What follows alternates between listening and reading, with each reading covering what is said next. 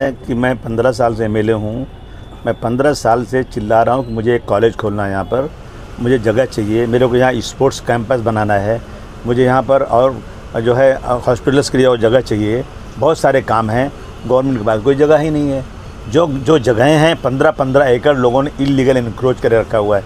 उन जगहों के लिए मैं पिछले 5 सालों से लगातार चिल्ला रहा हूँ। कारपोरेशन के लोग जाते हैं, थोड़ा सा तोड़ते हैं, आते हैं, बोले फिर तोड़ेंगे, और जाते हैं नहीं, फिर बन जाती है वो। ये लगातार एक साइज चल रही है। तो मैंने अब की बार लक्ष्यवती में उठाया इसको कि आप इन जगहों को फ़ौरन तोड़िए और तोड़ने के बाद इनसे पूरा पैसा वसूलिए, और दोबारा अगर बनाने आए तो इनको जेल भेजिए। क्या गलत है ये भाई? हमारा इलीगल। अच्छा, मैं एमएलए यहाँ का हूँ, मैं घर तोड़वाऊँगा यार? पागल हो गया हूँ क्या मैं?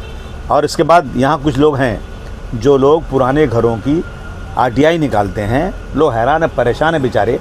एक टीचर हैं, लोटस में रहते हैं, 35 साल बेचारे ने, उसका घर तोड़वा दिया, कहा कि 5 लाख रुपया दो, नहीं तोड़ा। और कहाँ बैठ के बात करते हैं? जाके कारपोरेशन में। आदमी डर जाता है, पैसे नहीं उनका, 5 लाख कहाँ से देंगे? वो घर उनका टूट गया। मैंने कहा कि जो घर बन चुके हैं उन घरों को हाथ बिल्कुल लगा नहीं सकते। अगरचे आपको लगता है कि बहुत आपको ज़्यादा प्रेशर आ रहा है, आप बहुत बड़े अच्छे ऑफिसर हैं, तो पहले उन ऑफिसरों को बुलाइए जिन्होंने ज़माने में वो बना है।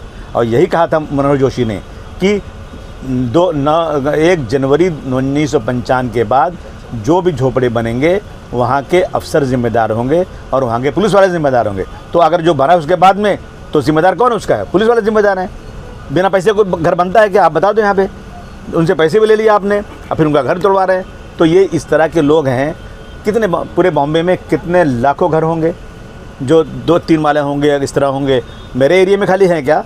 और ये एरिया दिखता है इनको, फ़िरका परस्तों को। हमारे इलाके में कोई घर नहीं टूटेगा, कुछ नहीं। जब मैंने उसने बहुत चिल्लाया, तो उसके पहले अभी इलेक्शन हुआ उसका पार्लियामेंट के इलेक्शन में जब वोट नहीं मिला, तो ये लोग मेरे एरिए को कहने लगे कि ये जो है ये एरिए में जो वोट पड़ा है ना, वो जिहाद वोट है, वोट जिहाद हुआ है, और ये एरिया जो है बांग्लादेशियों का एरिया है। मैंने कहा उस पर 153 का केस होना चाहिए। मैं इस एरिया में रहता हूँ, मुझे पूरा हक मिला वोट देने का, यहाँ के लोगों को हक मिला है। डॉक्टर भीमराव अम्बेडकर के कानून के मुताबिक अगर इससे कोई कहता है कि ये जो है वोट जिहाद हो रहा है और ये जो है एरिया जो है बांग्लादेशी एरिया, तो उस पर केस फाइल करो, उनके पास वोट देने का राइट पूरा है। लेकिन आशिम भाई, ये एक सवाल था कि आपके लक्ष्यवेदी में उठाए गए सवाल के बाद में आपके वार्ड ऑफिसर से मीटिंग की, और मीटिंग के अंदर में कुछ फैसला लिया गया है। हाँ, कल हाँ फैसला लिया गया ना, एक घर भी हाथ नहीं लगा सकते आप लोग। आशिम, अगर हाथ लगाया जाए आपके बोलने के बावजूद भी, तो जो गरीब जनता है कि उनके साथ घूम पिसने वाली बात होगी, तो उसका जो नुकसान होगा उसका खामियाजा कौन भुगतेगा? अरे हाथ क्यों लगाएंगे भाई? घर मेरा काम है उनको रोकना, मैं कोशिश करूंगा। बाकी मैं गवर्नमेंट तो नहीं हूँ ना कि पॉलिसी बना दूंगा। आजमी साहब, देखा जाए तो गोवंडी में तमाम जो इलीगल कंस्ट्रक्शन है, बड़े कंस्ट्रक्शन। मैं इलीगल कंस्ट्रक्शन की बात नहीं कर रहा हूँ। इलीगल खाली गोंडी में नहीं, चारों तरफ है। मैं उन ज़मीनों की बात कर रहा हूँ जिन ज़मीनों पर लोगों ने कब्जा करके रखा हुआ है, और मैं उनकी बात कर रहा हूँ जो अभी ज़मीन खाली हुई, वहाँ के लोगों को सबको घर दे दिया गया, और कुछ माफिया लोग हैं उस ज़मीन को इलीगल रजिस्ट्री कर रहे हैं, पैसे ले रहे हैं उनसे रजिस्ट्री करके। वो भोले भाले लोगों को जगह उनको मिलने वाली है क्या? कल तो फंस जाएंगे वो लोग, तो उसको रोकना नहीं चाहिए क्या? उसको हम रोक रहे हैं। लेकिन जिस तरह से बीएमसी जो है वो कहीं ना कहीं प्रेशराइज कर रही है। बीएमसी कुछ नहीं कर रही है। नो, बीएमसी कुछ नहीं कर रही।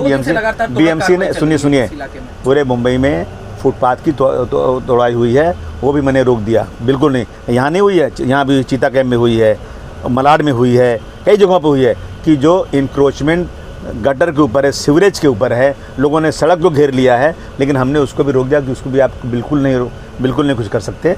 लेकिन मैं जनता से कहूँगा जिन्होंने इंक्रोच किया है, फुटपाथ इंक्रोच किया है या सीवरेज लाइन इंक्रोच किया है, वो लोग खुद से समझदारी से अपने वो रास्ता छोड़ दें तो अच्छा है। लेकिन म्यूनसिपलिटी तोड़ने अब नहीं जाएगी। एक दिन आई थी, इसलिए आई थी कि मैंने इनकी सबकी बहुत शिकायत किया था और उसका ये मसला उठा था, और बीजेपी के लोग जो है ना इस मसले को बार बार उठा रहे हैं। तो आजमी साहब, क्या आप सरकार से मांग करेंगे जो गोवंडी नहीं सुना? अभी हमने 70 का कानून था, अभी मैंने मांग किया ना, मैंने ये मांग किया है कि स्लम की डेफिनेशन क्या है। स्लम वो है जहाँ लोग बेचारे बाहर से आते हैं और थोड़ी जगह नहीं मिलती तो वहाँ रह जाते हैं। हर 23 साल में मुंबई की आबादी डबल हो जाती है, समझा आपने? तो अब जो है, अब पहले इसी मुंबई में पहले 3 से 4 माले की बिल्डिंग बनती थी अंग्रेज़ों के ज़माने में, उसके बाद नहीं बनती थी। एक बिल्डिंग बनी थी 12 माले की 45 साल पहले यहाँ पे बॉम्बे में, साउथ बॉम्बे में, जो 12 माले की थी तो बहुत बात हुई, यार 12 माले की बिल्डिंग बन गई, और अब कितनी की बन रही है? अब 80-80 माले की बिल्डिंगों की सरकार परमिशन दे रही है। तो मेरा कहना है कि जब 80 माले की बिल्डिंग बन सकती है, पहले 4 माले की बनती थी, तो जिस झोपड़े को सरकार ने 2 माले तक रेगुलाइज़ किया है 2011 में, उनको 4 माले तक रेगुलाइज़ कर दो, उनसे फ़ीस ले लो, उनको पानी के कनेक्शन दे दो, उनको बिजली कनेक्शन दे दो। नहीं दोगे तो लोग जो है चोरी की लेंगे, लोग जो हैं बिजली चोरी की लेंगे, पानी चोरी की लेंगे, आपका रेवेन्यू बढ़ेगा और आपको सही तरीके से मुंबई की पूरी संख्या मालूम पड़ेगी। आज उनके रिकॉर्ड में किसी ये अगर जो इन लोगों का जो राशन कार्ड जिनके पास है, जिनका नंबर है, घर का नंबर है, इनको कितना बोलते हैं भाई, ये 4 लाख हैं, लेकिन आबादी सचमुच 10 लाख 12 लाख की है। तो ये जब सब रेगुलाइज़ कर देंगे ना पूरे मुंबई को, तो इनको सही तरीके से मुंबई की आबादी भी मालूम पड़ जाएगी। हमारा ये कहना है कि तुरंत जितने घर 2 माले से ऊपर के हैं उनको रेगुलाइज़ कर दो। और मैं घर वालों से भी मैं बार बार निवेदन 1 साल से कर रहा हूँ, हमारे नगर सेवक के साथ मिलकर कर रहा हूँ, कोई भी घर बनाओ ना तो पहले नीचे उसकी जो है स्ट्रेंथ देख लो, पहले उसकी फाउंडेशन उसकी मजबूत करो, इंजीनियर से बनवा लो। ऐसा बनाओगे घर गिरेगा, किसी के बगल खड़ा जाएगा, ये नहीं होना चाहिए। सर सबसे बड़ा एक मुद्दा है यहाँ पर, जो घर बनाने वाले लोग हैं कोई उनके पास लाइसेंस नहीं रहता, और ये एक प्रॉब्लम होता है कि ये जो अभी कल का एक घटना हुई है जाकिर हुसैन नगर में, एक घर गिर गया है, उसके बारे में सर क्या कहेंगे? नहीं तो ये तो इस पर तो सरकार गवर्नमेंट को कारपोरेट देखना चाहिए ना होना, तो पहले नीचे उसकी जो है स्ट्रेंथ देख लो, पहले उसकी फाउंडेशन उसकी मजबूत करो, इंजीनियर से बनवा लो। ऐसा बनाओगे घर गिरेगा, किसी के बगल खड़ा जाएगा, ये नहीं होना चाहिए। सर सबसे बड़ा एक मुद्दा है यहाँ पर, जो घर बनाने वाले लोग हैं कोई उनके पास लाइसेंस नहीं रहता, और ये एक प्रॉब्लम होता है कि ये जो अभी कल का एक घटना हुई है जाकिर हुसैन नगर में, एक घर गिर गया है, उसके बारे में सर क्या कहेंगे? नहीं तो ये तो इस पर तो सरकार गवर्नमेंट को कारपोरेट देखना चाहिए ना, या जो लोग घर बनवा रहे हैं उनको थोड़ा सा ध्यान देना चाहिए कि आप जो है इस तरह बनाएंगे, आपका एक घर गिरेगा तो 10 जगह और म्यूनसिपलिटी आएगी वहाँ और दूसरे घर तोड़ेगी। तो जो लोग घर बनाते हैं ज़रा देखभाल के लाइसेंस चेक करें, जिनको दे रहे हैं उनसे बात करें और उसका नक्शा बनवाएं। कम से कम भले स्लम ही बना रहे हैं, 2 ही माला का बना रहे हैं, उनको एक बार नक्शा बनाए उसका, और इंजीनियर से पूछ के कितनी सीमेंट डालने हैं, कितनी रेती डालना है, कितने लोहे डालना है, उस तरह बनाएंगे तो शायद ये शिकायत नहीं होगी।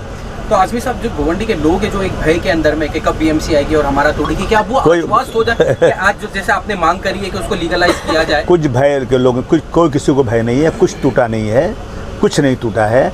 नया जो बनाएंगे बना रहे हैं लोग, उनको थोड़ा ध्यान से बनाना है, इलीगल मत जाएं, जितना परमिशन है उतना जाएं, ये मेरा उनसे है, क्योंकि इस इलाके पर लोगों की नज़रें लगी हुई हैं, आप देख रहे हैं क्या हो रहा है। और भय कुछ लोग, कुछ ऐसे टपोरी लोग हैं जो इलेक्शन में बेचारे लड़ना चाहते हैं, अबू आसिम की इमेज ख़राब हो जाए। मैं यहाँ MLA हूँ 15 साल से, मैं किसी से पैसे लेता हूँ घर बनाने के? मैं लोगों को मदद करता हूँ, लोगों को सड़कें बनवा रहा हूँ, सब बन रहा है, तो इनकी कुछ दाल नहीं गल रही है। ये कहते हैं किसी नगर सेवक को टिकट नहीं देना चाहिए। क्या कि हमारे नगर सेवकों ने भाई, अगर ये नगर सेवक की ख़ानदान के कोई आदमी न लड़ने पाए, मैं स्टेटमेंट सुन रहा था, शर्म आना चाहिए उन लोग इस बात की। हमारे नगर सेवक दिन रात काम कर रहे हैं, हम लोग काम कर रहे हैं, तो क्या जब इलेक्शन आता है ना तो नए नए मेढक निकल के आते हैं, टर करते हैं, इलेक्शन ख़त्म होता है, चले जाते हैं। और अभी क्या जनता को क्या आश्वासन